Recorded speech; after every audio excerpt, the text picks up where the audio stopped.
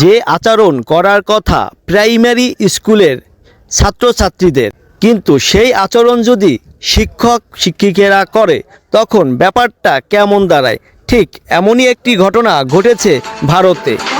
দুইজন শিক্ষিকা একটি বিষয় নিয়ে তারা চুল টানাটানি মারামারি করেছে, যেটা আরেকজন শিক্ষক ভিডিও ক্যামেরায় ধারণ করেছে আর সোশ্যাল মিডিয়ায় ছেড়ে ভাইরাল করে দিয়েছে। এটা দেখতে আসলে অনেকটি জঘন্য ছিল। একজন শিক্ষক বা শিক্ষিকার কাছ থেকে স্টুডেন্টরা যেখানে ভদ্রতা, সামাজিকতা, সুশীলতা শিখবে, সেখানে তাদের কাছ থেকে স্কুল প্রাঙ্গণের মধ্যে বসেই মারামারি, হানাহানি, অশ্লীল পোশাকে, এগুলা একটুও কাম্য না।